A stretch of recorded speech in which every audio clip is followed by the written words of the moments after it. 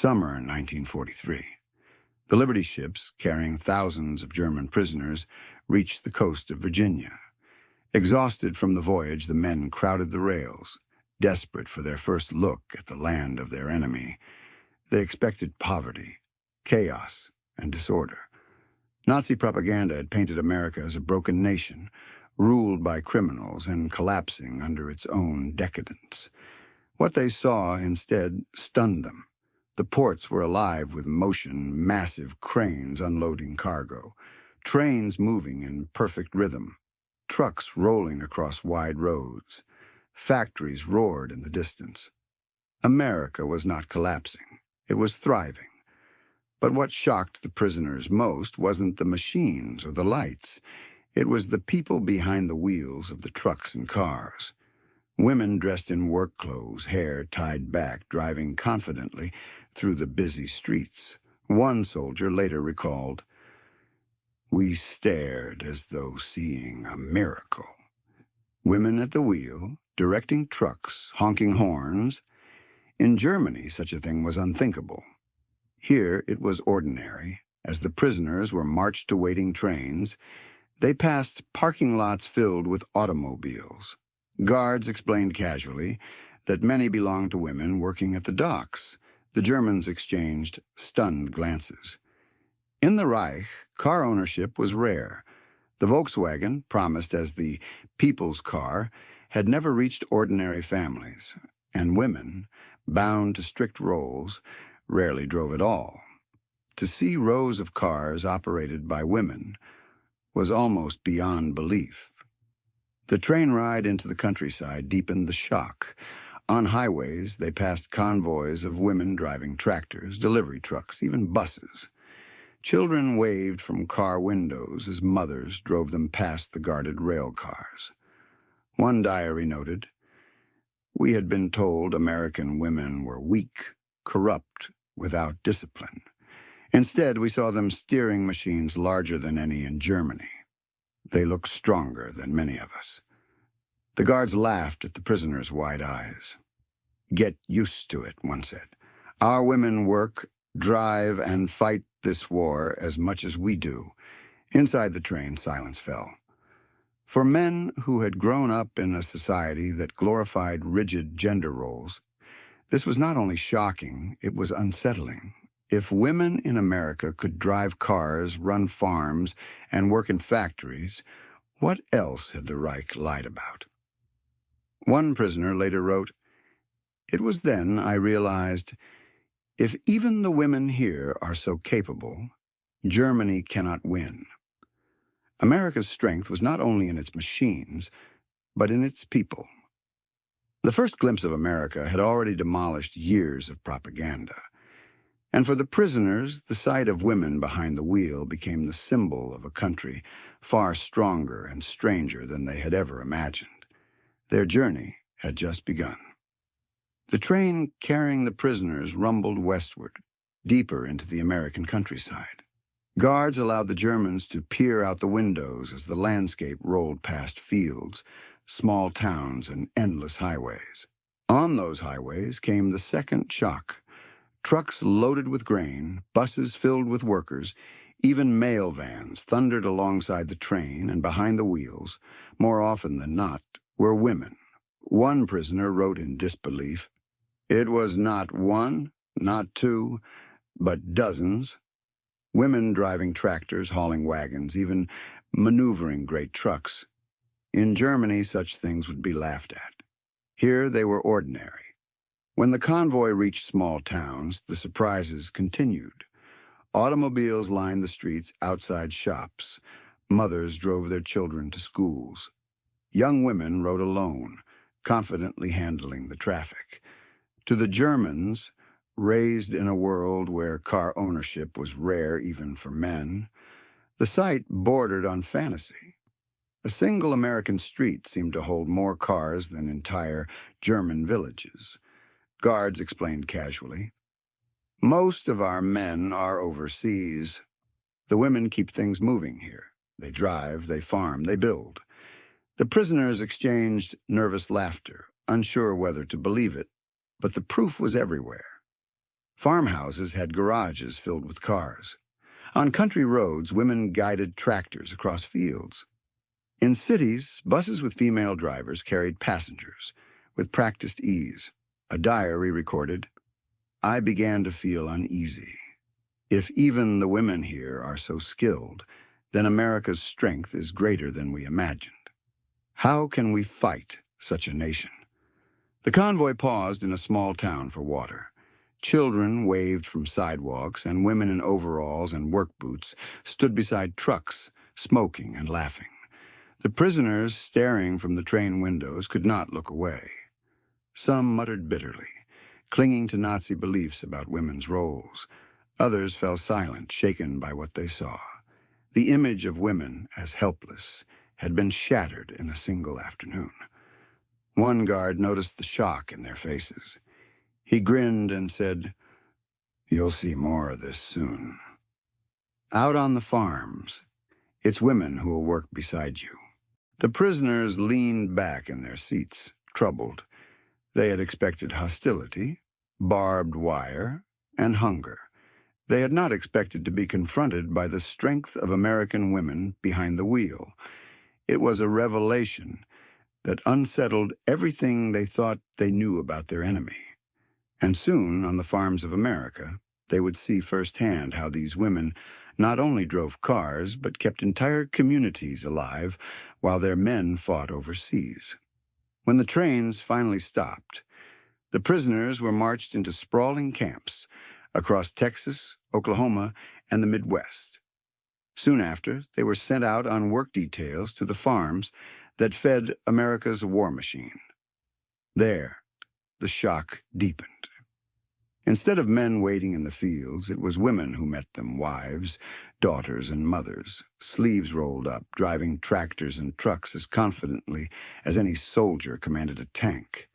One diary recalled, "The farmer's wife steered a machine larger than any vehicle I had ever touched.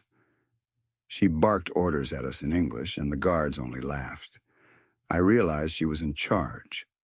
The prisoners watched women load hay bales, haul equipment, and repair machinery. Some drove wagons stacked high with cotton or wheat, while others maneuvered tractors through endless rows of crops. To Germans raised under strict Nazi gender roles, the sight was almost unthinkable.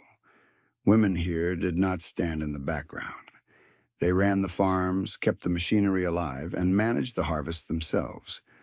A guard explained bluntly, "Our men are fighting overseas. Without these women, nothing grows, nothing moves." The prisoners nodded silently, their preconceptions crumbling.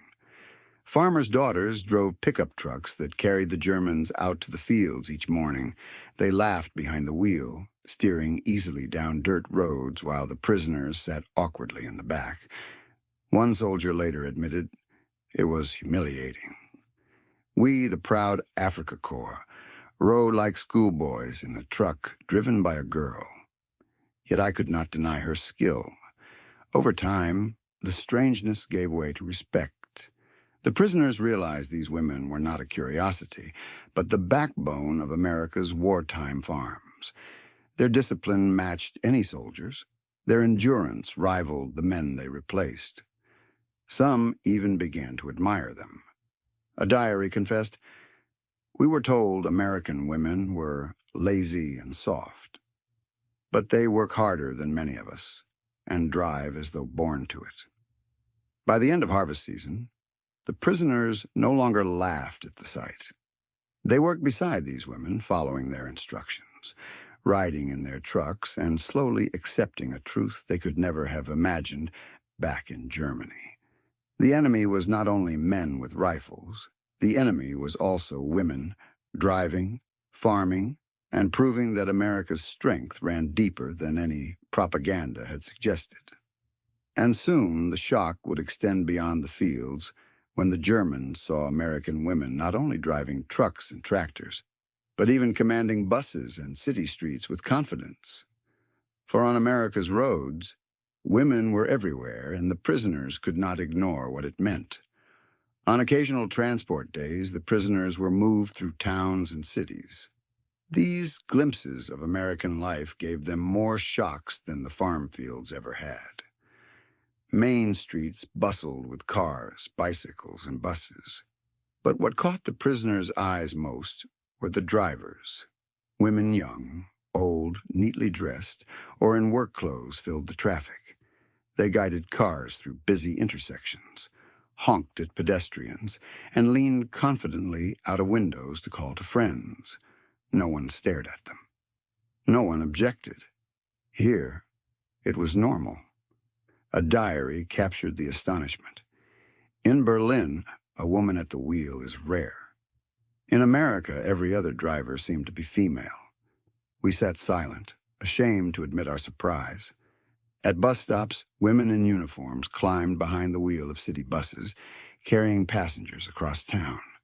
Delivery trucks rumbled past, their drivers waving cheerfully.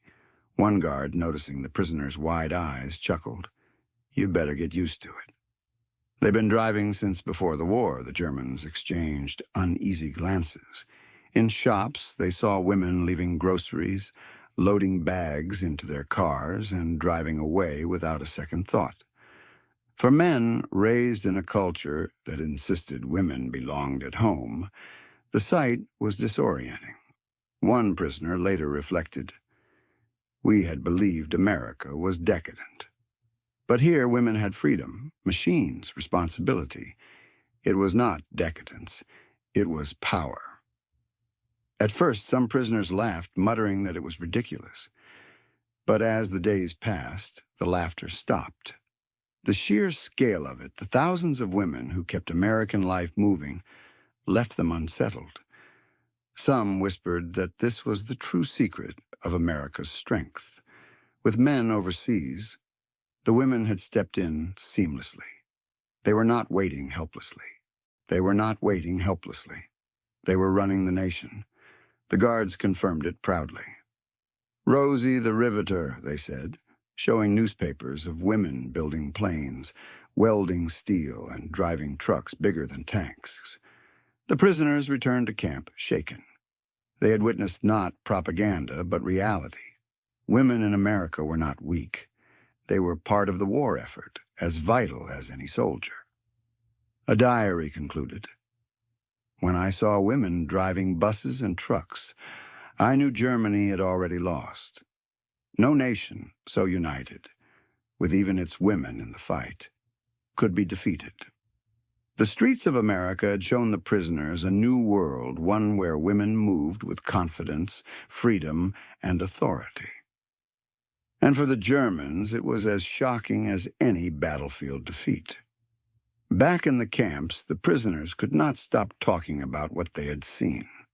Women behind the wheel, commanding buses, tractors, and trucks, it challenged everything they had been taught.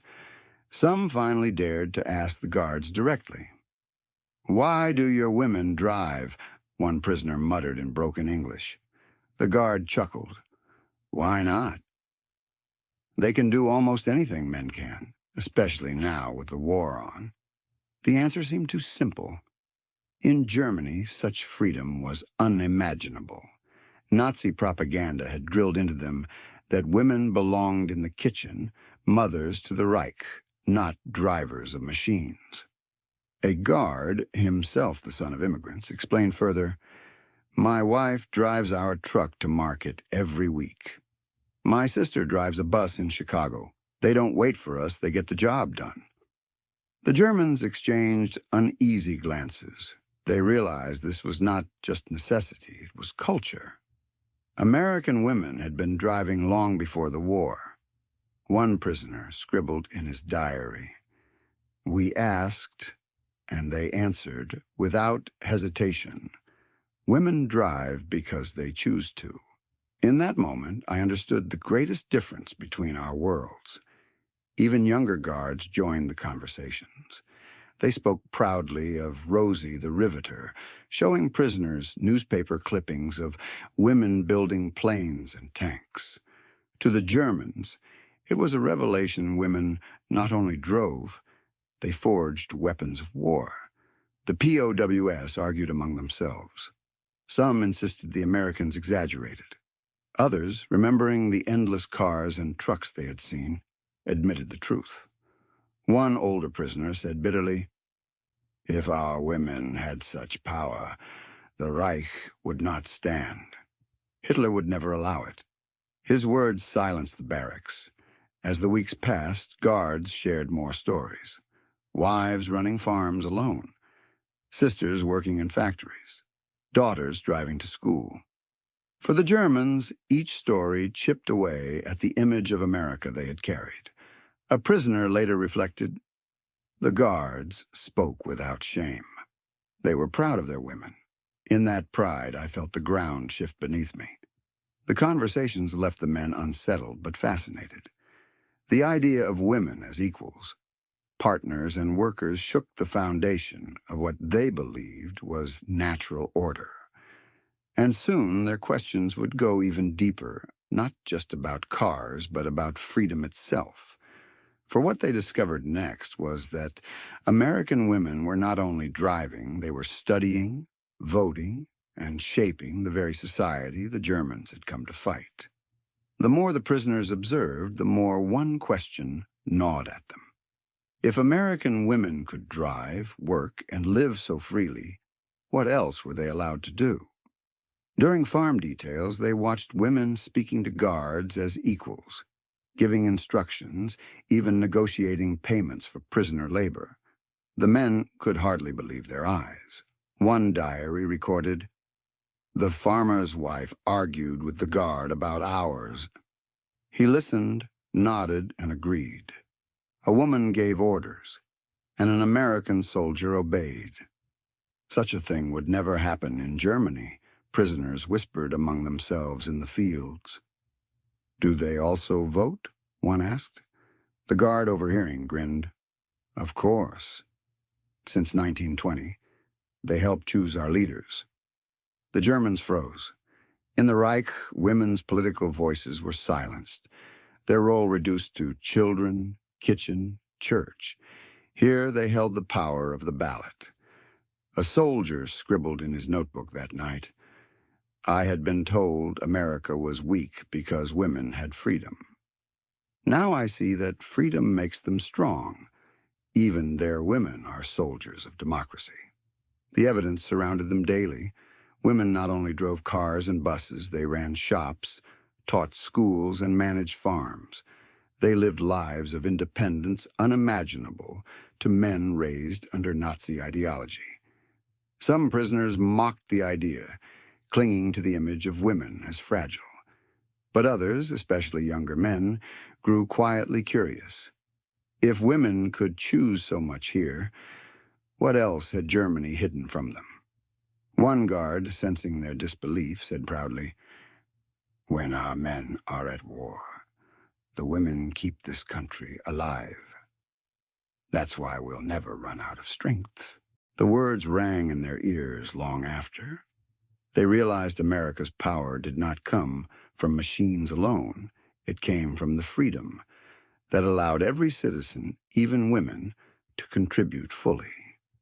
A prisoner later confessed, "I had thought freedom was chaos.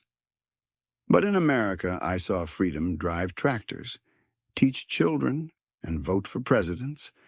It was order born of choice, not force. The revelation was as shocking as any battle defeat.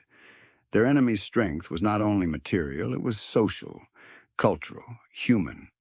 And soon the prisoners would see that this freedom extended even into leisure when they witnessed American women behind the wheel not only of trucks and tractors, but of sleek cars racing down highways with joy. The sight of freedom in motion would leave them speechless once again. By the summer of 1944, the prisoners were accustomed to seeing women drive tractors and trucks for farm work. But what shocked them next was driving not for duty, but for joy. On Sundays, when camps slowed and farmers gave prisoners lighter work, the men sometimes watched American families on the roads. Shiny cars rolled past, their engines humming with leisure, not labor. And often it was women behind the wheel laughing with friends, hair loose in the wind, steering with confidence as though the open road belonged to them. One prisoner recorded, "In Germany, a woman in a car was a rare sight, and only as a passenger. Here we saw them racing down highways, their laughter louder than the engines. It was shocking, but also beautiful." The POWs whispered to each other. Why would women be allowed such freedom, when in Germany even men struggled to own cars? Some muttered bitterly that Americans wasted resources. Others fell silent, realizing it symbolized something deeper. A guard, noticing their stares, shrugged. "That's America," he said. "A car isn't a privilege. It's a way of life for everyone." The Germans could not fathom it. Volkswagen had promised them cars but delivered almost none. Here, even young women and housewives drove gleaming Fords and Chevrolets, symbols of prosperity rolling freely down the roads. One prisoner's diary captured the sting. "They told us America was collapsing. Instead, I saw women drive cars finer than any officer in the Wehrmacht possessed." The shock was not only material, it was psychological. To see women enjoy such independence shook the foundations of everything they had been told about gender, power, and society. Some prisoners admitted privately that the sight filled them with envy not only of the cars, but of the liberty behind the wheel. Freedom in America was not just for men in uniforms. It was for women, for families, for all. As one veteran reflected decades later, "When I saw women drive not for work, but for pleasure, I understood." America's strength was not only its weapons, it was its freedom. For the Germans, that freedom was harder to confront than any military defeat, because it showed that their enemy's way of life was stronger, more joyful, and far more enduring than the Reich could ever promise. And soon the birthdays and holidays in camp would reveal this lesson again, that even in celebration, America's women played roles the Germans could never have imagined. And for the prisoners, each new discovery was another blow to the world they thought they knew. As the war dragged on, the POW camps became part of the rhythm of American towns. The prisoners labored in fields, cut timber, and built roads. But the biggest shocks came not in work, but in moments of festivity. During holidays, Thanksgiving, Christmas, even the 4th of July, the towns opened themselves in ways the Germans had never expected. And often it was women who stood at the center of these celebrations. The POWs saw women driving decorated cars in holiday parades, tossing candy to children. They saw mothers behind the wheels of trucks hauling floats through town squares, horns blaring in triumph. One prisoner wrote in disbelief, "In Germany, parades were for soldiers led by men in uniforms. Here I saw women drive cars painted with stars and stripes, cheered by crowds." The enemy's mothers celebrated like warriors. Even within the camps, women's presence was felt.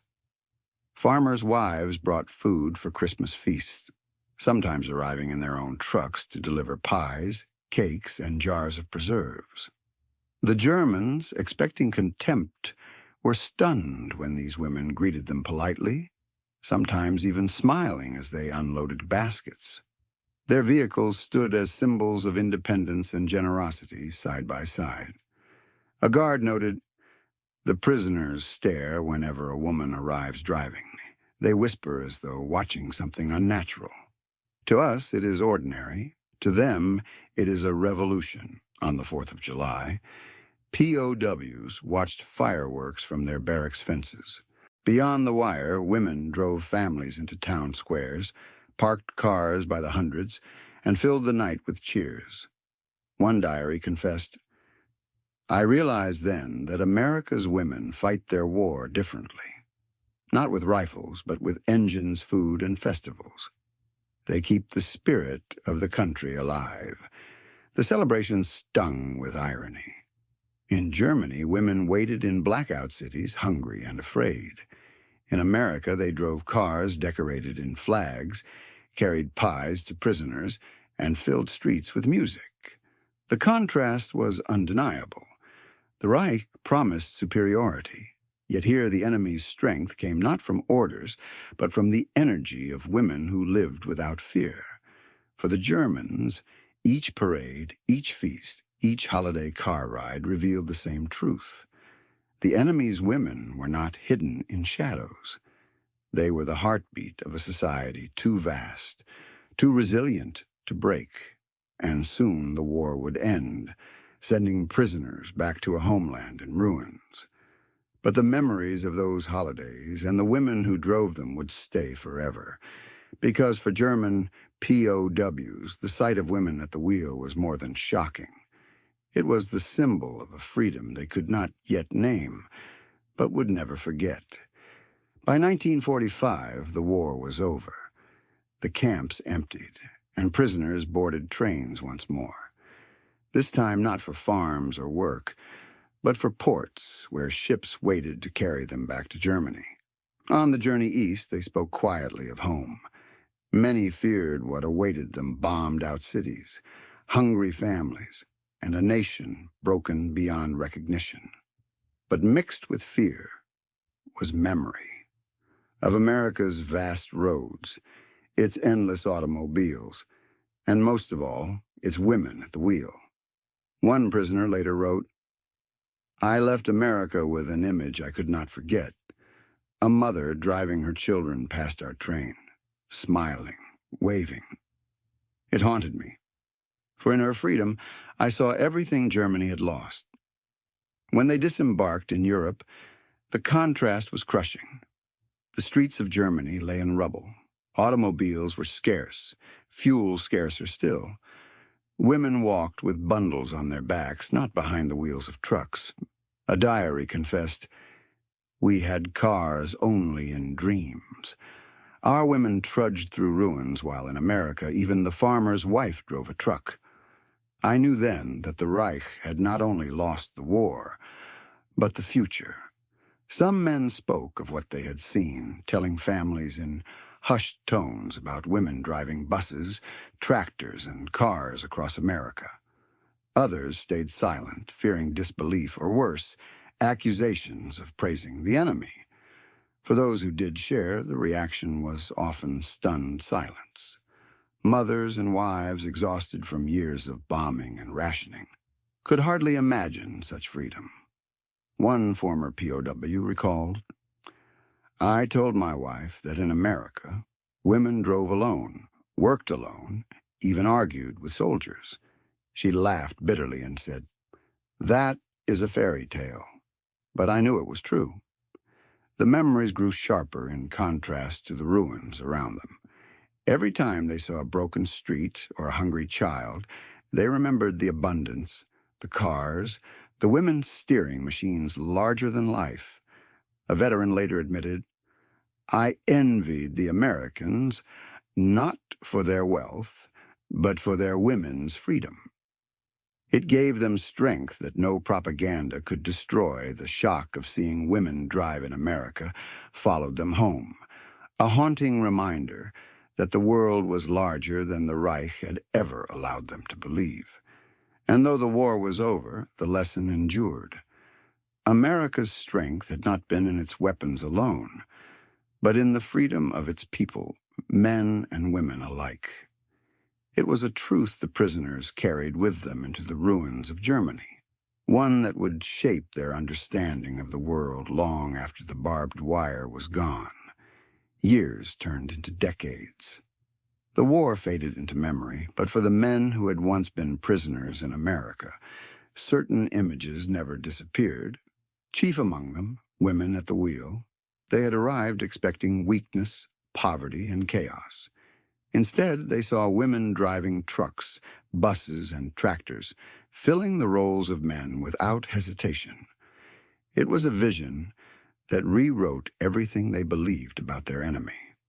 One veteran, interviewed late in life, said, the strongest memory of America was not its factories or its soldiers, but its women.